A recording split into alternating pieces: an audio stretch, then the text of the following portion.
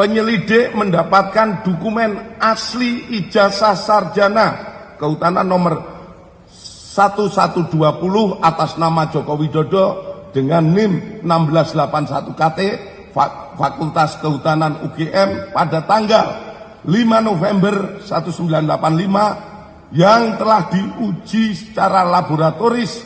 Berikut sampel pembanding dari 3 rekan pada masa menempuh perkuliahan di Fakultas Kehutanan UGM meliputi bahan kertas, pengaman kertas, teknik cetak, tinta tulisan, tinta tulisan tangan, cap stempel, dan tinta tanda tangan milik dekan dan rektor dari peneliti tersebut, maka antara bukti dan pembanding adalah identik atau berasal dari satu produk yang sama.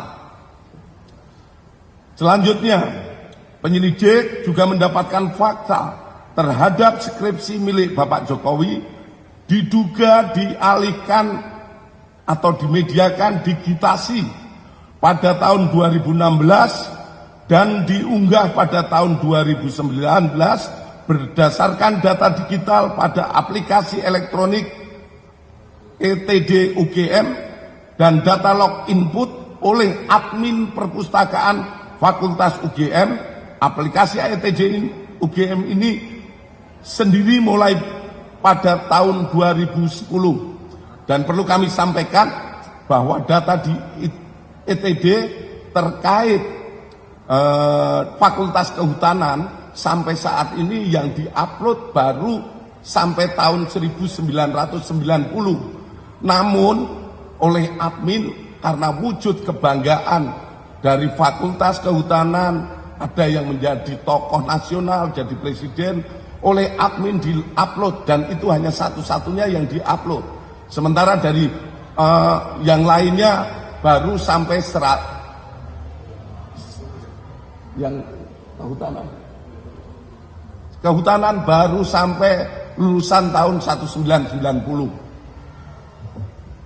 Selanjutnya, bahwa terhadap hasil penyelidikan ini telah dilaksanakan gelar perkara untuk memberikan kepastian hukum dengan hasil tidak ditemukan adanya tindak pidana. Kami sampaikan kepada rekan-rekan semua bahwa penyelidikan yang kita laksanakan ini bukan hanya sekedar menjawab dumas yang ada, namun kami dari kepolisian memberikan pemahaman ataupun kepada masyarakat fakta-fakta yang kita dapatkan, sehingga kita semua berharap situasi negara ini menjadi semakin tenang. Kita bantu pemerintah yang saat ini dipimpin oleh Bapak Prabowo melaksanakan pembangunan, di mana kita ketahui bersama kebersamaan seluruh masyarakat Indonesia dan pemerintah yang ada saat ini, kita mendukung pembangunan guna tercapainya apa yang kita dambakan menjadi negara yang makmur, sejahtera, dan aman. Selanjutnya, demikian hasil penyelidikan kami dari Direktorat Tindak Pidana Umum Barreskrim Polri. Semoga bisa menjawab polemik yang selama ini terjadi di masyarakat mengenai ijazah milik Bapak Insinyur Joko Widodo. Terima kasih. Akhir kata, wassalamualaikum warahmatullahi wabarakatuh. Selamat siang dan salam sejahtera buat kita semua. Terakhir, ini adalah foto beberapa kegiatan Bapak Joko Widodo semasa kuliah. Ada yang saat di kuliah, ada saat KKN, ada saat mendaki gunung, saat wisuda.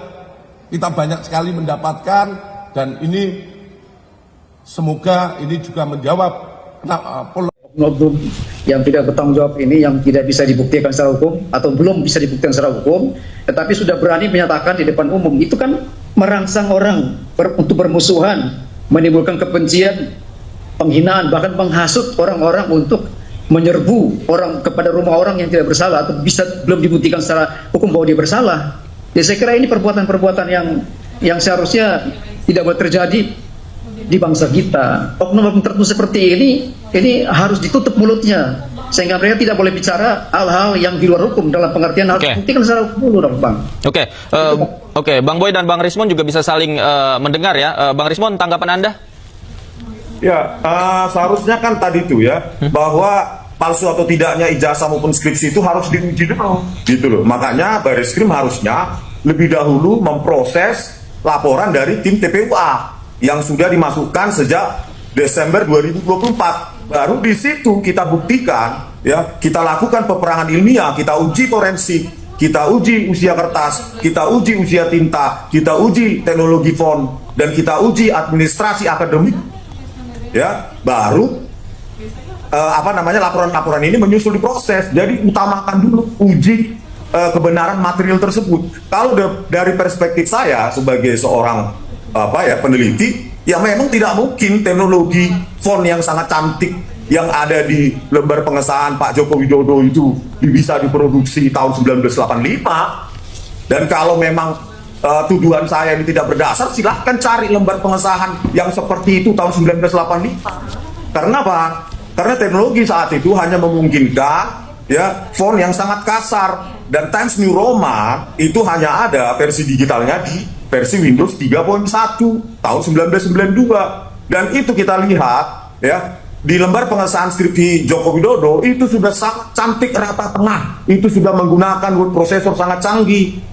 Lebar antar kata itu sudah sangat bervariasi untuk menyesuaikan rata tengah yang sempurna, begitu loh. Kalau ingin melaporkan, ya tunggu saja nanti. Artinya apa?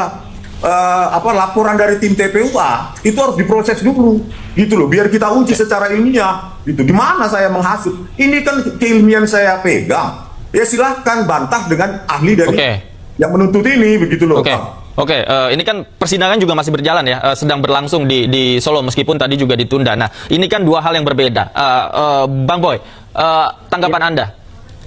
Ya, saya kira saya sependapat dengan Bang Ridwan bahwa itu semua itu harus diuji. Tapi dalam pengujian ini jangan terburu-buru kita menyatakan bahwa barang itu palsu, kita menghasut masyarakat, menyuruh mereka menyerbu orang yang tidak bersalah dan mengatakan bahwa ini barang palsu. Saya kira itu tindakan yang tidak benar, tidak tepat sebagai seorang ilmuwan. Harusnya bersabar, menantikan, kita sama-sama menantikan proses hukum yang berjalan. Jangan sampai kita cepat buru-buru dan akhirnya memfitnah bahwa orang ini menggunakan barang-barang yang palsu atau memalsukan atau ijazah yang palsu dan sebagainya. Saya kira ini tindakan yang tidak benar. Jadi sebagai respon saya kira hentikan dulu kegiatan Anda kalau Anda belum bisa buktikan secara hukum.